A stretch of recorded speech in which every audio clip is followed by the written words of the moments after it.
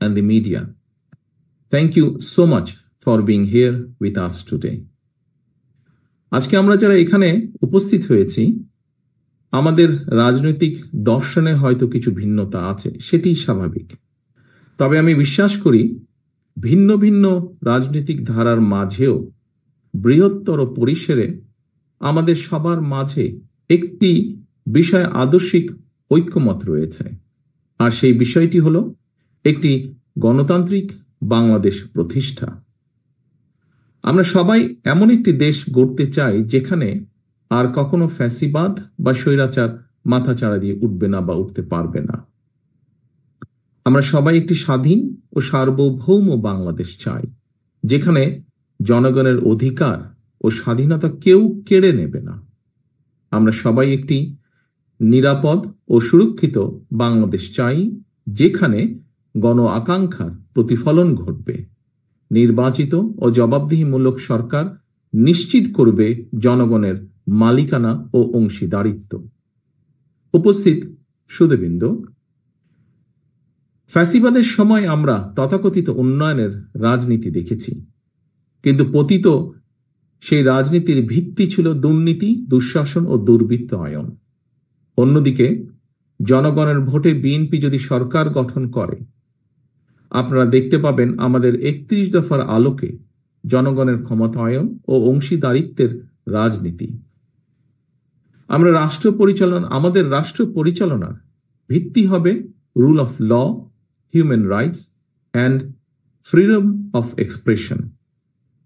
আমরা মনে করি একটি দেশে নির্বাচিত সরকারের প্রথম কাজ হচ্ছে রাষ্ট্রকে নিয়মতান্ত্রিক উপায়ে পরিচালনা করা, যেন রুলস বেসড অর্ডার ঠিক থাকে। রাষ্ট্রে যদি রুল অফ ল থাকে, অ্যাকাউন্টেবিলিটি অ্যান্ড গুড গভর্নেন্স থাকে, তাহলে ন্যাচারালি সেখানে সাস্টেনেবল এবং ইনক্লুসিভ ডেভেলপমেন্ট হবে। আওয়ামী লীগের মতন পরিবারতন্ত্র বা অলিগার্কি তৈরি হবে না। ডিভিশন এবং ডিসক্রিমিনেশন থাকবে না। সমাজের প্রতিটি স্তরে পলিটিসাইজেশন বা ইনস্টিটিউশনাল কলাপস ঘটবে না। আমরা যদি একটি রুল বেসড রাষ্ট্র কাঠামো নিয়ে আসতে পারি, সারা পৃথিবী থেকে প্রাইভেট ইনভেস্টমেন্ট এবং প্রাইভেট ক্যাপিটাল নিজ গতিতেই বাংলাদেশে আসবে। আমাদের পাবলিক সেক্টরের সাথে কাঁধে কাঁধ মিলিয়ে কাজ করবে, যা দেশের উন্নয়ন ও উৎপাদনে ভূমিকা রাখবে। প্রিয় উপস্থিতিবৃন্দ, আমরা নিশ্চিত করতে চাই, সর্বোচ্চ চেষ্টা থাকবে আমাদের, আগামীর বাংলাদেশে আর কোনো ব্যক্তি, এমনকি প্রধানমন্ত্রীও স্বৈরাচারী হয়ে ক্ষমতার অপব্যবহার যেন করতে না পারে বা পারবে না। রাষ্ট্রের সর্বোচ্চ পর্যায় থেকে শুরু করে সরকারের প্রতিটি লেভেলে চেষ্টা করা হবে নিশ্চিত করতে কেউ জবাবদিহিতার ঊর্ধ্বে নয়, কেউ আইনের ঊর্ধ্বে নয়। বিএনপি রাষ্ট্র পরিচালনার দায়িত্ব পেলে আমরা দলমত নির্বিশেষে প্রতিটি নাগরিকের মত প্রকাশের স্বাধীনতা নিশ্চিত করতে চাই। ঠিক যেভাবে আজ থেকে 2 দশক আগে বিএনপি সরকারের সময় বাংলাদেশে মিডিয়া নির্ভয়ে সরকারের সমালোচনা করতে পারত, কার্টুন আঁকতে পারত। আপনাদের অনেকেরই নিশ্চয়ই মনে আছে, তৎকালীন প্রধানমন্ত্রী বেগম খালেদা জিয়া এবং আমাকে নিয়ে মিডিয়ার একাংশ ভিত্তিহীন সংবাদ পরিবেশন করেছিল, media trial and propaganda campaign করেছিল। কিন্তু আমরা তার প্রতিদানে কোনো মিডিয়ার কণ্ঠরোধ করিনি, কিংবা কাউকে হেনস্থা করার চেষ্টাও করিনি। আমরা চেষ্টা করিনি কোনো সম্পাদককে জেলে পাঠানোর। গত 16 বছরে আমার নিজের, আমার দলের এবং গণতন্ত্রের পক্ষে শক্তি তথা আপনাদের অনেকের freedom of speech, freedom of expression and freedom of association সম্পূর্ণভাবে হরণ করা হয়েছিল। সে উপলব্ধিকে ধারণ করে আমরা all citizens including human rights activist, social influencers and জার্নালিস্টদের মতামত প্রকাশের স্বাধীনতা নিশ্চিত করার সর্বোচ্চ চেষ্টা করব ইনশাআল্লাহ। আমাদের লক্ষ্য এমন একটি রাষ্ট্র কাঠামো গড়ে তোলা, যেখানে ইউটিউব, ফেসবুক এবং আদার অনলাইন প্ল্যাটফর্মে নিজেদের ভাবনা প্রকাশের কারণে কিংবা প্রধানমন্ত্রী সহ গুরুত্বপূর্ণ ব্যক্তিদের বিষয় মন্তব্যের দায়ে কাউকে যেন হেনস্থা করা না হয়।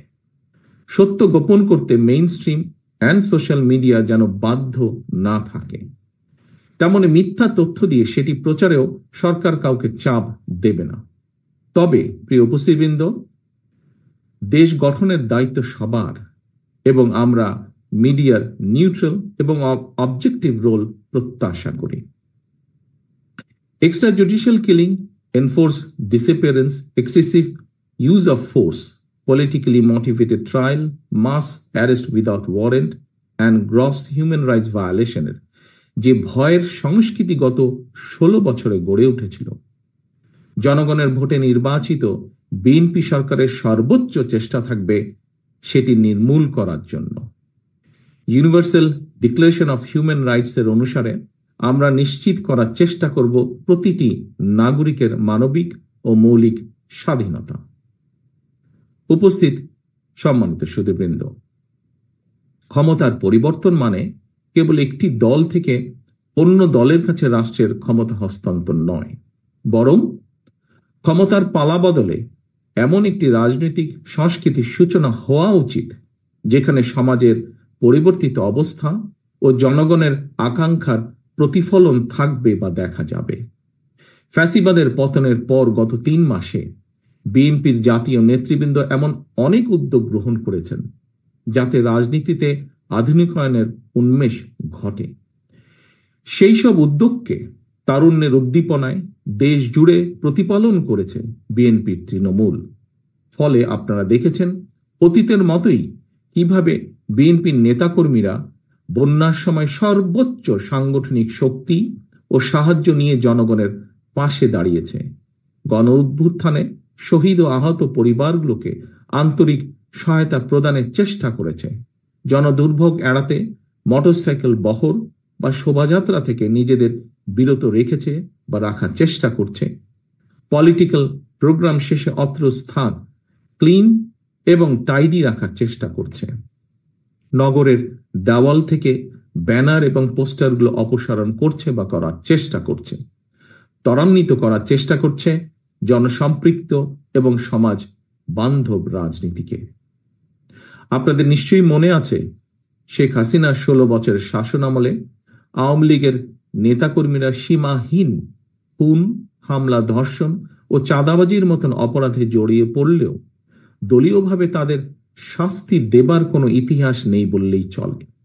সাম্প্রতিক ঘটনাবলী থেকে দেখা যায় 1,500-এরও অধিক গণতান্ত্রিক মানুষকে গণ অভ্যুত্থানে হত্যা করার পরেও আওয়ামী লীগের কোনো নেতার কোনো অনুতাপ, অনুশোচনা বা আত্মসমালোচনার নজির নেই। অপরদিকে আমরা সবাই জানি বিএনপির 60 লক্ষ নেতাকর্মীর বিরুদ্ধে মিথ্যা মামলা রয়েছে, সেই সময় দেওয়া হয়েছে। তারপরেও এত বিশাল সংগঠনের নাম ব্যবহার করে কেউ বিচ্ছিন্নভাবে কোনো অপরাধে জড়িত হলে তা জানা মাত্রই আমরা দ্রুত সাংগঠনিক ব্যবস্থা গ্রহণ করেছি। 5ই আগস্টের পরে দেশে ল অ্যান্ড অর্ডার সিচুয়েশন ভেঙে পড়েছিল, ছিল পুলিশের অনুপস্থিতি। সেই সময় দলীয়ভাবে বিএনপি সাধারণ মানুষের পাশে দাঁড়িয়েছে, দেশকে আগলে রাখার চেষ্টা করেছে, নিশ্চিত করার চেষ্টা করেছে জননিরাপত্তা এবং রাষ্ট্রের স্থিতিশীলতা, প্রতিহিংসার রাজনীতিতে না জড়িয়ে সহিংসতাকে প্রতিহত করেছে এবং সহ অবস্থান নিশ্চিত করেছে। প্রিয় উপস্থিতিবৃন্দ, ফ্যাসিবাদের দোসরদের ঠেকাতে পুজোর সময় বিএনপির নেতাকর্মীরা মন্দির ও উপাসনালয় পাহারা দিয়ে হিন্দু, খ্রিস্টান, বৌদ্ধ সহ সকল মানুষের সুরক্ষায় পাশে দাঁড়িয়েছে। ধর্ম, বর্ণ কিংবা ভৌগোলিক আদর্শ অবস্থানে নির্বিশেষে প্রত্যেক নাগরিক যেন তার ধর্মীয়, রাজনৈতিক, সাংস্কৃতিক ও সামাজিক অধিকার বিনা বাধায় উপভোগ করতে পারে, সেই লক্ষ্যেই মুক্তিযোদ্ধারা লাখো প্রাণের বিনিময় বাংলাদেশ স্বাধীন করেছিলেন। তাই স্বাধীন বাংলাদেশেও তথাকথিত সংখ্যালঘু হিসাবে আমরা কাউকেই বিবেচনা করি না।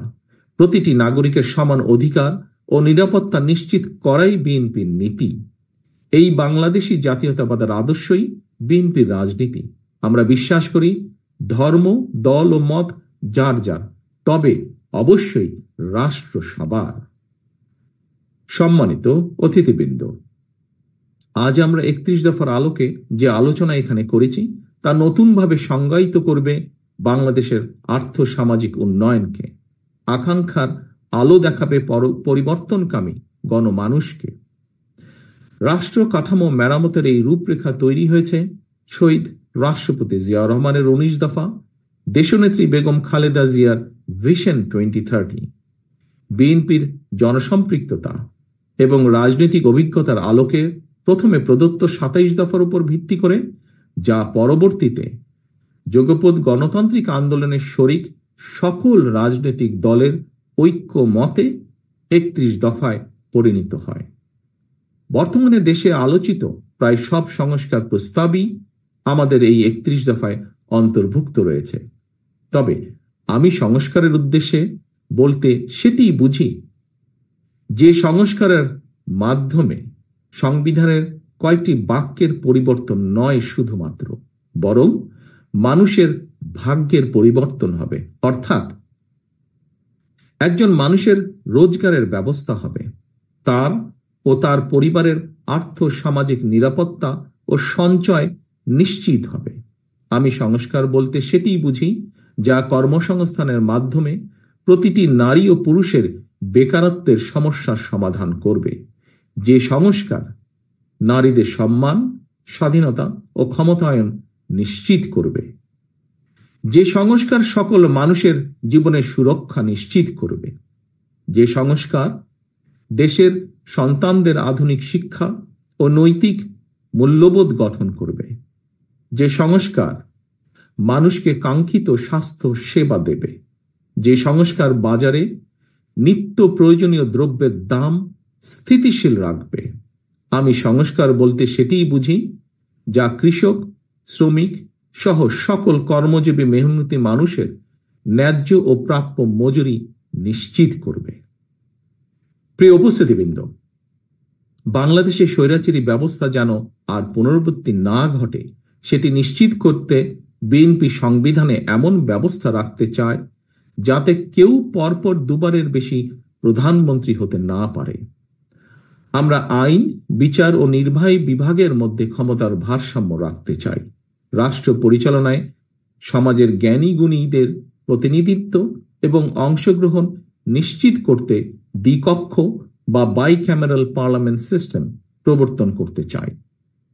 আমাদের লক্ষ্য তরুণ ও বেকারদের জন্য কর্মসংস্থান, আর কর্মসংস্থান না হওয়া পর্যন্ত যোগ্যতা অনুযায়ী বেকার ভাতা প্রবর্তন।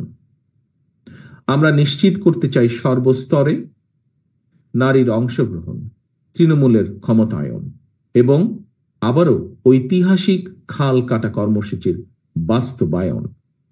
Health care, education, agriculture, energy, climate and economy সব ক্ষেত্রে আমরা আনার চেষ্টা করতে চাই, আনতে চাই যুগোপযোগী আমূল পরিবর্তন, যেন তৈরি হয় স্কিলড হিউম্যান রিসোর্স, বৃদ্ধি পায় export oriented industries and national remittance, স্থাপিত হয় মেধাভিত্তিক রাষ্ট্র ব্যবস্থা। Decentralisation of power, universal health coverage, fair prices for farmers and producers, need-based education and multilingual training, multi-model communication system, housing facilities and social benefits for all. এই পরিবর্তনগুলো ধর্ম, বর্ণ, গোত্র, গোষ্ঠী, সমতল পাহাড়ি নির্বিশেষে সুষম ও সম অধিকারে আধুনিক বাংলাদেশ নির্মাণে একটি ঐক্যমতের ভিশন বলে আমরা মনে করি। পরিবেশ পরিস্থিতি, দেশের প্রয়োজন এবং মানুষের চাহিদার সাথে মানিয়ে নিতে 31 দফাকে সংযোজন, বিয়োজন, পুনর্বাসন বা পরিবর্তিত অবশ্যই করা যেতে পারে, তবে তা হবে stakeholder consultation and public কনসেনসাসের মাধ্যমে। সময়ের সাথে এই 31 দফাই একদিন আমাদের দীর্ঘমেয়াদী লক্ষ্য তথা সুখী ও স্বনির্ভর বাংলাদেশ অর্জনের দ্বার উন্মোচন করবে বলে ব্যক্তিগতভাবে আমি বিশ্বাস করি, যা বিশ্ব মানচিত্রে পরিচিত হবে কৃষিতে স্বয়ংসম্পূর্ণ, শিল্পায়নে সাফল্যমণ্ডিত, অর্থনীতিতে গতিশীল, মানব সম্পদ সমৃদ্ধ এবং সামাজিকভাবে ঐক্যবদ্ধ একটি প্রগতিশীল রাষ্ট্র হিসাবে। সম্মানিত অতিথিবৃন্দ, বিএনপির একজন কর্মী হিসাবে আমি বিশ্বাস করি রাজনীতির মূল উদ্দেশ্য কেবল ক্ষমতায়ন নয়, বরং রাষ্ট্রীয় উন্নয়ন এবং জনগণের অভিপ্রায়ের বহিঃপ্রকাশ এর একটি অবিচ্ছেদ্য অংশ। আজকে আমরা যারা এখানে সমবেত হয়েছি, দেশে বিদেশে আমরা যারা বাংলাদেশের উন্নয়ন নিয়ে সবসময় ভাবি, আমাদের গড়ে তুলতে হবে একটি inclusive, liberal and Democratic Bangladesh. আমাদের সবাইকে এক হয়ে এগিয়ে যেতে হবে বহু দূরে। এই অগ্রযাত্রার গতি হবে ফাস্ট বাট স্টেডি, লক্ষ্য হতে হবে সুনির্দিষ্ট। জাতীয় ঐতিহ্য ও অতীতের ভালো অর্জনগুলোকে ধারণ করে আমাদের চেতনা এবং দায়বদ্ধতাকে হতে হবে ভবিষ্যৎমুখী। গণতান্ত্রিক ধারার রাষ্ট্র পরিচালনায় আবদ্ধ থাকলে চলবে না। শুধু আমাদের উৎসাহ দিতে হবে আধুনিকতাকে, বরণ করে নিতে হবে অভিনবত্বকে, সামনের দিকে দৃষ্টিপাত করে আলিঙ্গন করে নিতে হবে সমাজের বিভিন্ন শ্রেণী পেশা মানুষের চিন্তাধারাকে, যা পরবর্তীতে পরিবর্তন করবে রাজনৈতিক সংস্কৃতিকেও। আপনাদের সকলকে আমার বক্তব্য ধৈর্য সহকারে শোনার জন্য ধন্যবাদ জানিয়ে পরিশেষে আমি বলতে চাই, গত 16 বছর ধরে এবং জুলাই আগস্টের অভ্যুত্থানে যারা ফ্যাসিবাদ বিরোধী আন্দোলনে সম্পৃক্ত ছিলেন, গণতন্ত্রের পক্ষের প্রতিটি ব্যক্তি, দল, সংগঠন ও গোষ্ঠী তাদের সকলের আত্মত্যাগের যথাযথ স্বীকৃতি দিয়ে প্রতিটি শ্রেণী পেশার মানুষের অংশগ্রহণমূলককে সম্মান জানিয়ে লুণ্ঠিত ভোটের অধিকার ফিরিয়ে এনে এবং জনগণের ম্যান্ডেট নিয়ে একটি সত্যিকার গণতান্ত্রিক বাংলাদেশ প্রতিষ্ঠা করাই আমাদের সমন্বিত অগ্রাধিকার। আপনাদের সকলের সুস্থতা কামনা করে আমার বক্তব্য শেষ করছি। আল্লাহ হাফেজ। বাংলাদেশ জিন্দাবাদ। বাংলাদেশ জাতীয়তাবাদী দল জিন্দাবাদ।